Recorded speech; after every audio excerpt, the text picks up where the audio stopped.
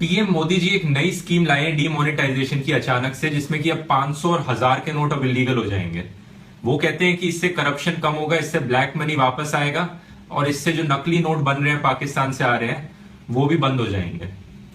तो पहली बार सुनने में मुझे लगा वाह बहुत अच्छी चीज है, ये तो बहुत ही अच्छी स्कीम है। मैं भी इससे खुश था, बहुत सारे लोग खुश थे, क्योंकि जिन जिन लोगों के पास काला धन रखा है वो अगर अब बैंक में डिपॉजिट कराने जाएंगे तो बैंक वाले उनकी सैलरी से कंपेयर करके बता देंगे कि इन्होंने टैक्स की चोरी करी है, इनकी सैलरी इतनी है ही नहीं जितना पैसा ये डिपॉजिट करा रहे हैं।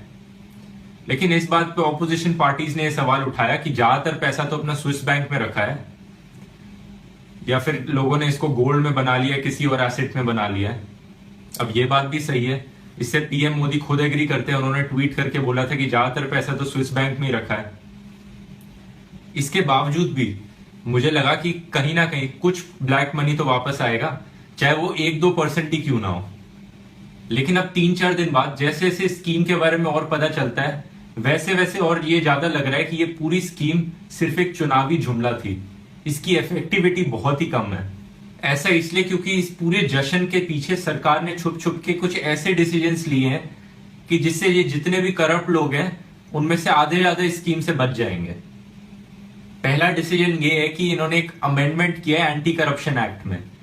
इस अमेंडमेंट की वजह से अब सीबीआई या कोई भी और इन्वेस्टिगेटिव एजेंसी किसी भी गवर्नमेंट एम्प्लॉय को इन्वेस्टिगेट नहीं कर सकती करप्शन पर।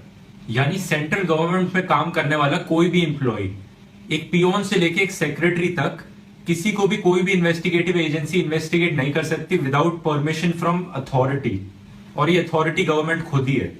जितेंद्र सिंह कहते हैं हम ये इसलिए लाए हैं लॉ में अमेंडमेंट ताकि सारे ईमानदार ऑफिसर्स को प्रोटेक्ट किया जा सके। भाई साहब, ईमानदार ऑफिसर्स को प्रोटेक्शन की जरूरत नहीं होती है। किसे बेवकूफ समझ रहे हैं आप? किसी को प्रोटेक्शन की जरूरत है तो वो है करप्ट पॉलिटिशियंस।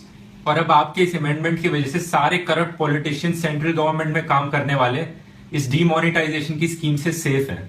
इनफैक्ट अब गवर्नमेंट चाहे तो ऑनेस्ट ऑफिसर्स को और गंदी तरह टारगेट कर सकती है। अब ये इन्वेस्टिगेटिव एजेंसीज को परमिशन देंगे नहीं भ्रष्टाचारी नेताओं पे इन्वेस्टिगेट करने की, और ये खाली ऑनेस्ट ऑफिसर्स पे परमिशन दे देंगे इन्वेस्टिगेट करने की। एक और चीज जो गवर्नमेंट ने बोली थी वो ये है कि अब जो मंदिर है, मंदिरों के डोनेशन बॉक्सेस में जो पैसा कलेक्ट होता है वो इस चीज से एग्जेम्प्ट है। उसमें उसकी कोई अपर लिमिट तक नहीं है। उसमें कितना भी पैसा कैश डिपॉजिट हो उस पर कोई इनकम टैक्स ऑफिसर आके इन्वेस्टिगेट नहीं कर सकता। इसका मतलब जितने भी ये रॉन्ग नंबर बाबाज है, रॉन्ग नंबर साधुज हैं, ये सब इस एक मंदिर को मनी लॉन्ड्रिंग का हब बना देंगे। तो दो सबसे बड़े करप्ट इंस्टीट्यूशंस, एक ये रिलीजन का धंधा करने वाले और ये गवर्नमेंट ऑफिसर्स जो ब्राइब मांगते हैं, दोनों को इनसे इस स्कीम से कोई फर्क नहीं पड़ने वाला है।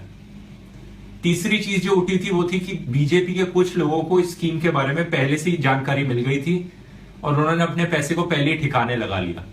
इनफैक्ट खाली बीजेपी वालों को ही नहीं, बहुत सारे लोगों को इस स्कीम के बारे में पहले से ही पता था कि ऐसा होने वाला है, तो उन्होंने अपने पैसे को पहले ही फॉरेन में भेज दिया या उसको गोल्ड में कन्वर्ट करा लिया, कुछ कर लिया। इस चीज के बहुत से प्रूफ मौजूद है। सबसे बड़ा प्रूफ ये अखबार ही है। एक ये गुजराती अखबार है जिसमें एक खबर आई थी कि 500 और 1000 के नोट बंद होने वाले हैं, तो आप इनको यूज करना बंद कर दीजिए। ये 1 अप्रैल 2016 में आई थी ये खबर। दूसरी सबसे बड़ी चौंका देने वाली खबर ये टाइम्स ऑफ इंडिया की है 8 अप्रैल की। इन्होंने लिखा है कि स्टेट बैंक ऑफ इंडिया की स्टेटमेंट थी कि काफी सारे लोगों ने अपना कैश विदड्रॉ करना शुरू कर दिया, क्योंकि मार्केट में रूमर्स फैल रहे हैं कि 500 और 1000 के नोट बंद होने वाले हैं। तो लोगों ने कैश निकाल के उसको सेफ एसेट्स में डिपॉजिट करना शुरू कर दिया है, जैसे कि गोल्ड में या कुछ और खरीद लिया उस पैसे से। 8 अप्रैल, ये चीज 6-7 महीने पहले ही हो चुकी थी। इसके बाद सवाल ये उठा था कि फ्यूचर में जो करप्शन होगा उसको रोकने के लिए क्या किया जाएगा। नए नोट्स में कुछ खास बात है क्या? नहीं तो, क्योंकि 2000 का नोट 1000 के नोट से बड़ा होता है तो फ्यूचर में ब्लैक मनी कलेक्ट करना और आसान हो जाएगा, जो कि सेंस बनाता है, ऐसा हो ही जाएगा। लेकिन कुछ लोगों ने इस बात पे रूमर उठाया कि नए नोट्स में एक नैनो जीपीएस होगा। वो कहते हैं कि नैनो जीपीएस सैटेलाइट से कांटेक्ट करके सरकार को बता देगा कि आप ब्राइब दे रहे हो तो आप पकड़े जाओगे। ऐसा कुछ नहीं है, सब बकवास है। इनफैक्ट नए नोट्स में एक भी नया सिक्योरिटी फीचर तक नहीं है। तो ये कहना कि जो पाकिस्तान से नकली नोट्स बन के आ रहे हैं या बनने कम हो जाएंगे फ्यूचर में, ये कहना भी गलत होगा, क्योंकि नए नोट्स में कोई भी सिक्योरिटी फीचर नए नहीं है। एक और चीज जो डीमोनेटाइजेशन स्कीम के बारे में उठी थी वो थी कि लोगों को कितनी परेशानी हो रही है इसमें मैं ज्यादा कुछ कहना नहीं चाहता हूं। ये आपको सोशल मीडिया पे खुद ही दिख रहा होगा या आपको खुद ही एक्सपीरियंस करने को मिल रहा होगा।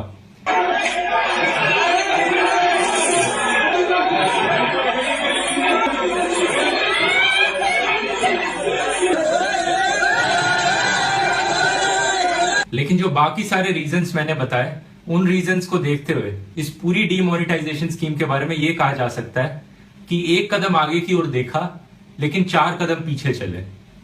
तो ये थी मेरी राय स्कीम के ऊपर। धन्यवाद।